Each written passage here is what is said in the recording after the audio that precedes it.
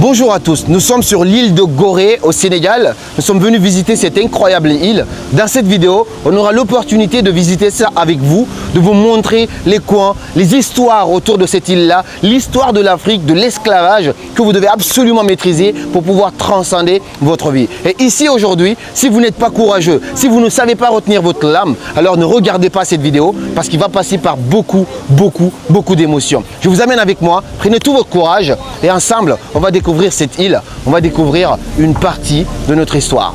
C'est parti!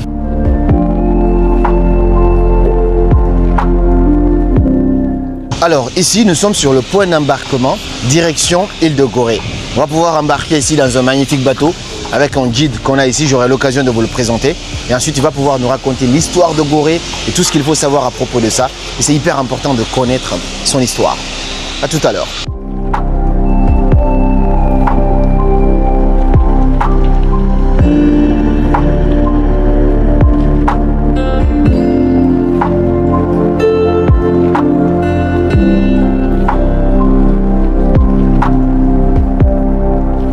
Voilà, on vient d'arriver sur l'île. Moi, je suis arrivé complètement mouillé parce que j'étais la sécurité du bateau, quoi. Il y a des gens qui ont pleuré dans le bateau avant même l'histoire. Allez, c'est parti.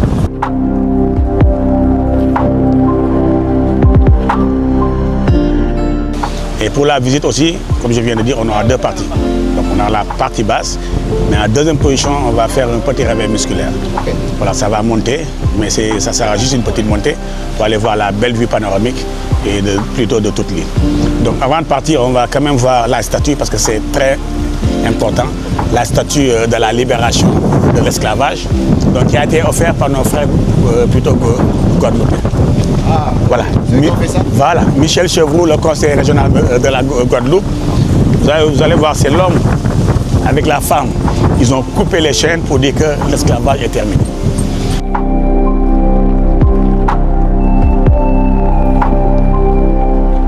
Et aujourd'hui, cette place, ça s'appelle la place de la liberté. C'est ça qui fait qu'ils ont vraiment aménagé cette place-là. Et la statue juste à côté de vous. Vous avez vu qu'ils ont vraiment coupé les chaînes pour dire que l'esclavage est terminé. Parce que l'abolition, c'est plutôt en 1848 par Victor Churchill.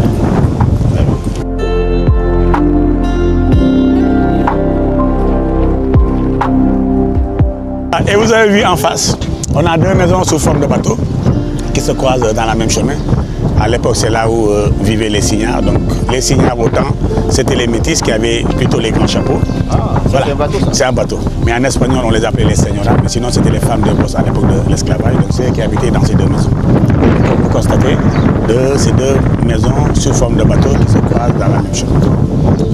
Et puis, à côté, on avait plutôt la maison des esclaves en face.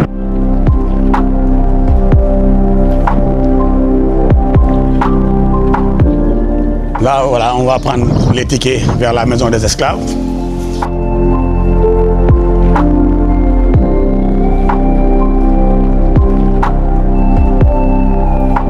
Voilà, donc en premier, là, c'est une maquette de la maison des esclaves.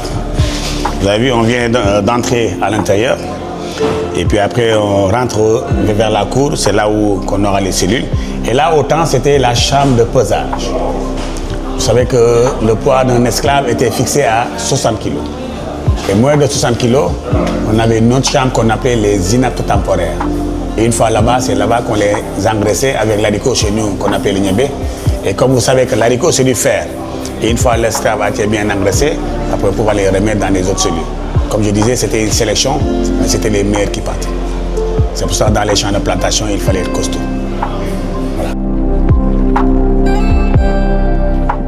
Donc autant, c'est comme ça que ça se passait. Vous avez vu, les esclaves en bas, les blancs qui habitaient vers l'eau. Ça, c'était les maisons des esclaves. Voilà, donc là, on va voir en premier ces mêmes cellules. Donc, et aujourd'hui, les gens, autant aussi, ils se posaient la question, comment ils pouvaient vivre en haut avec tout ce bruit qui s'est passé en bas. Vous avez vu. Et puis ça ne les dérangeait pas. Il y avait les cris, il y avait voilà, pas mal de choses, mais ça ne les dérangeait pas de vivre avec plutôt les esclaves qui étaient en bas.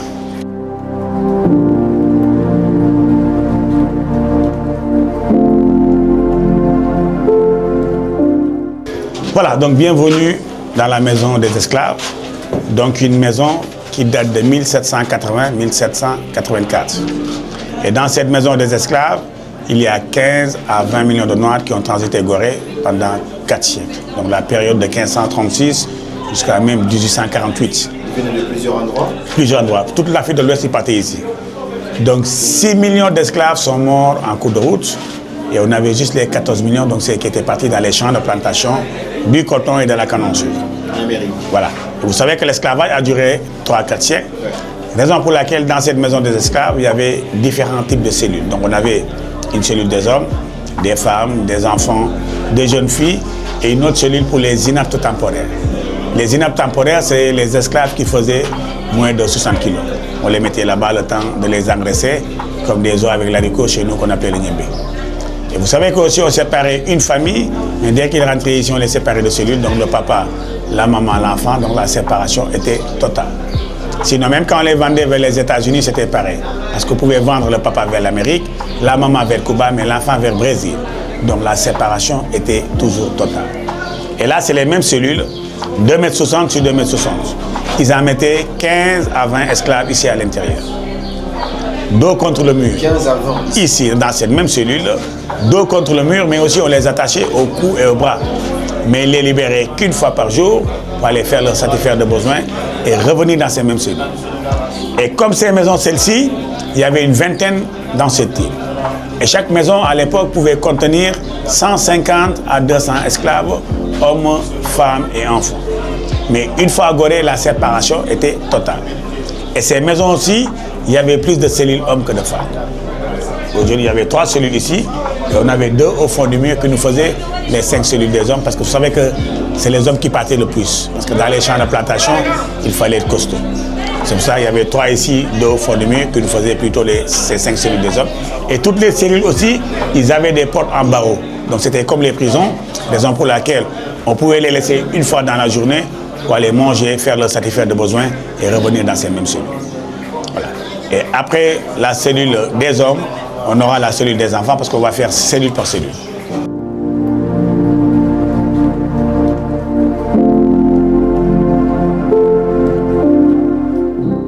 Après la cellule des hommes, là c'était la cellule des enfants avec le même couloir qui prolonge jusqu'au fond. Comme ça là. Comme ça, vous avez vu. Et entre ces 2 cellules, ils en mettaient 35 à 40 enfants ici. Torse nu, mais couchés au ras du sol. Et comme vous constatez, ça n'a pas du tout changé. On a toujours les mêmes aérations. Et on a le même bois toujours. Ça, c'est le bois qu'on appelle le bois de rognier. Vous savez que c'est un bois qui peut durer des siècles. Donc c'est juste que rognier. C'est ça le bois qui est là. C'est un bois costaud qui peut durer des décennies. Et c'est juste que le toit qu'on change tous les 2 à 3 ans avec l'appui de la Banque mondiale, parce que vous savez que Gorée est classé patrimoine mondial par l'UNESCO.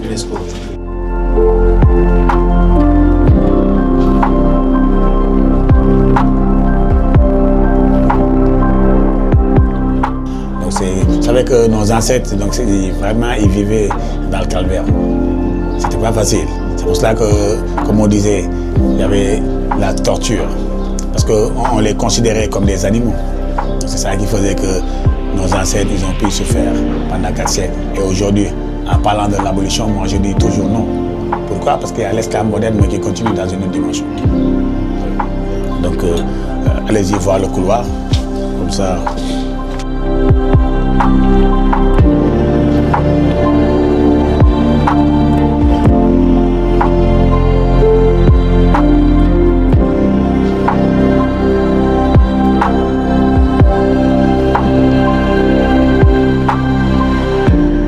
Jeunes filles vierges, vous avez vu que c'est un peu plus grand. Et ces jeunes filles vierges, les soirs, ils étaient violés par ces blancs. Donc c'est ça, ah oui, c'est ça qui a amené le mot métissage. Vous savez que c'est pour cela que c'était la seule cellule qui avait des toilettes. Vous avez vu l'entrée? Là, c'est la dalle. C'était là qu'ils avaient le trou. Et une fois elles allaient aux toilettes, ça partait directement dans l'eau de la mer. Parce que ces jeunes filles, on ne les laissait pas sortir dans la journée. Parce qu'ils avaient juste une petite robe et puis avec leur sein pointu d'or. C'est pour cela que les Blancs, ils gardaient ces jeunes filles en les mettant à une petite toilette. Et les soirs, ils en profitaient de violer ces jeunes filles. Donc c'est ça aujourd'hui qui a amené le mot métissage.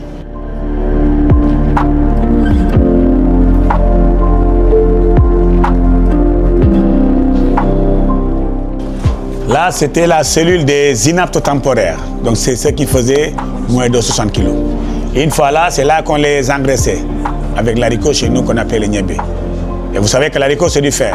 Et une fois l'esclave a été bien engraissé, après, plutôt, on pouvait les remettre dans les autres cellules. Et puis, à côté, on avait les cachots, les esclaves rebelles, ceux qui ne voulaient pas obéir. Là, c'était dos contre le mur, hein, vous avez vu. Là, ils étaient obligés de se faire comme ça, dos contre le mur, parce que là, ils ne pouvaient pas se soulever. Mais ils en mettaient plusieurs. Hein. Plusieurs. C'était la torture. Hein. Et on avait deux cellules, l'un pour les hommes, l'autre pour les femmes. Voilà, mais vous avez vu, le pape est rentré comme toi. Hein. Le pape est resté 5 minutes, mais en sortant, il avait les larmes aux yeux. Parce qu'il ne pouvait pas imaginer qu'un être humain pouvait faire ce genre d'actes. C'est pour ça que le pape a pleuré. On a Mandela aussi, qui est rentré. Mandela est resté 5 minutes. Vous savez que quand il est sorti de la prison en 91, il est venu à Gorée, directement rentrer dans cette même cellule. Et il a beaucoup pleuré. Parce que vous savez qu'il a vécu la prison. Vous avez vu? Et puis il y avait ces deux cellules, l'un pour les hommes, l'autre pour les femmes. Mais la seule différence, on a deux petites fenêtres. Voilà, c'est ça la différence de ces deux cellules. Voilà.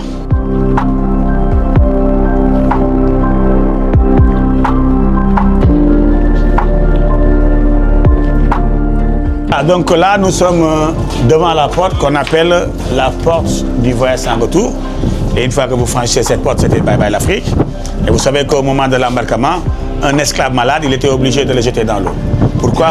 Directement. Pourquoi? Parce qu'il y avait l'épidémie de peste, ils n'avaient même pas le temps de les soigner.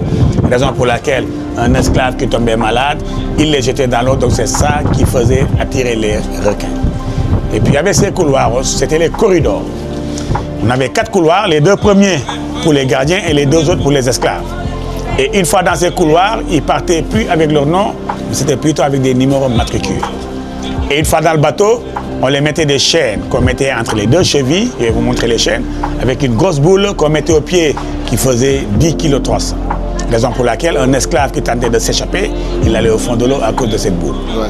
Et aussi, c'est devant cette porte qu'on avait reçu le pape Jean-Paul II aussi, en février 92. Et c'est devant cette porte que le pape a demandé le pardon. Pourquoi le pardon? Parce que beaucoup de nos missionnaires catholiques, ils étaient impliqués dans cette réunion. Raison pour laquelle l'ancien conservateur a répondu, oui pour le pardon, mais non pour l'oubli. On va pardonner, mais on va jamais oublier.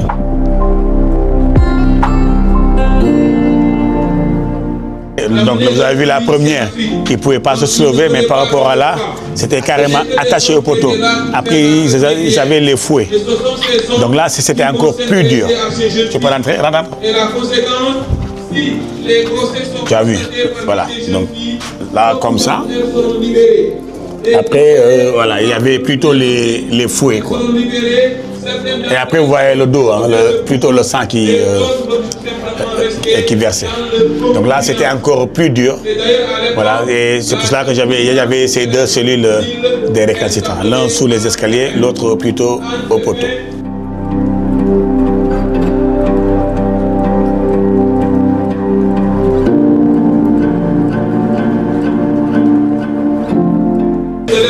On mettait entre les 2 chevilles.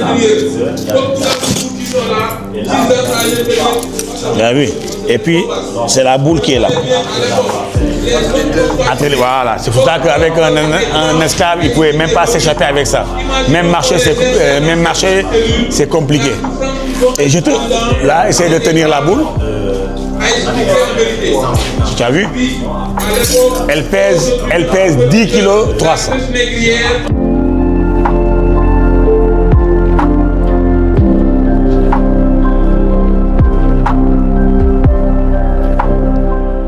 Et pour terminer, on va monter à l'étage pour voir où vivaient les Blancs. Aujourd'hui, qui est devenu un petit musée sans.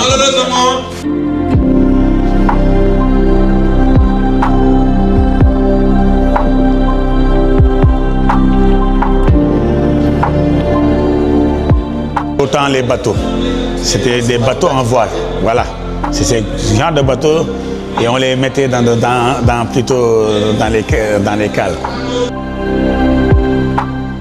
Voilà. Voilà. Les esclaves.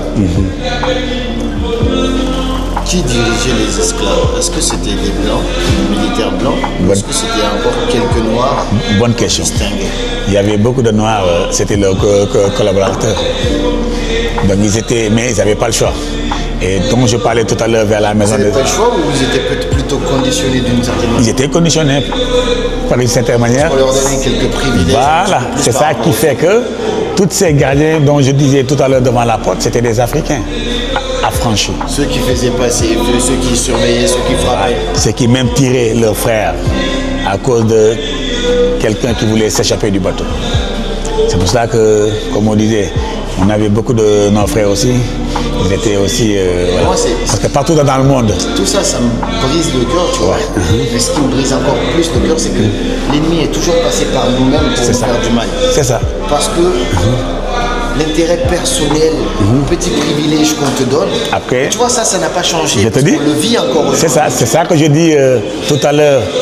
Il y a moi, je ne dis pas l'abolition, mais je dis qu'il y a l'esclave moderne, mais qui continue On dans une met autre bien dimension. quelques personnes, on leur donne un peu d'euros, un peu d'argent, et eux, en contrepartie, ils continuent à faire souffrir Voilà. leur peuple, au lieu de penser plutôt collectivement. C'est ça, c'est ça.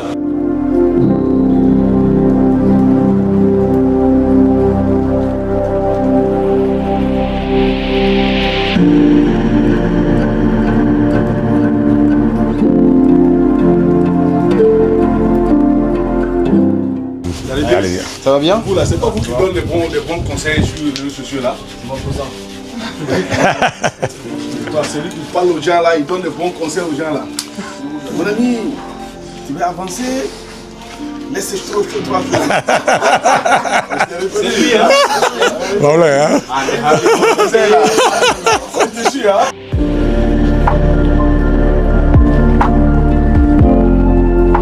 Fait la promotion de l'art africain. Il faut bien regarder pour ne pas dire que c'est la magie à la fin. Hein? Voilà, il a fini son dessin. Maintenant, c'est la partie la plus passionnante, la projection et différentes couleurs du sable. Là, on n'impose pas. C'est selon son goût, son inspiration. Donc après, on va voir. Si c'est beau, on l'applaudit ensemble, c'est pour l'encourager. Mais si c'est pas beau, on prend la colle du sable, on met sur sa tête. Hein? Donc il est averti à moitié l'artiste, ok? Donc regardez. Donc il termine sur le prix clair comme vous le voyez. Maintenant, quand il va le secouer, on va voir ce qu'il va nous montrer comme résultat final. Donc il termine sur le prix clair. C'est comme il fait la cuisine. Hein?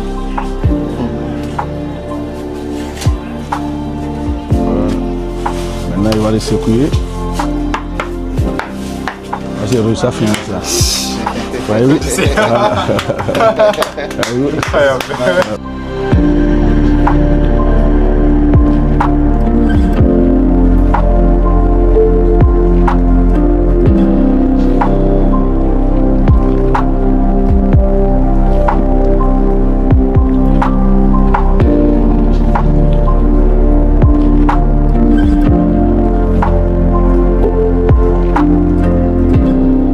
Voilà les amis, c'était cette magnifique visite sur cette île-là. Tellement d'émotions, de sensations. J'ai eu à tout moment le cœur serré, cette envie de pleurer, cette rage aussi en me rendant compte de mon histoire. C'était génial. Et tout ça, lui, il nous a fait visiter cette île-là. Moustapha, c'est ça? Oui. Ok, donne deux mots pour les gens qui veulent... Voilà, donc c'est Moustapha, un guide VIP qui est sur l'île de Gorée, qui est natif d'ici. Et dès que vous voulez venir découvrir le Sénégal et l'île de Gorée, Moustapha est là. Il pourra vous faire toute la visite et pourra vous raconter aussi toute l'histoire de la traite des Noirs qui s'est passée ici à Gorée très longtemps. À très bientôt, Inch'Allah. Merci beaucoup. Et à cette magnifique citation qui dit que si un être humain ne connaît pas son histoire, alors il est condamné à la revivre. Découvrez votre histoire parce que c'est seulement en se servant de l'histoire qu'on peut transformer notre futur. Prenez soin de vous. C'était Karamo et toute sa bande. Et comme toujours, suivez vos rêves. Ils connaissent le chemin.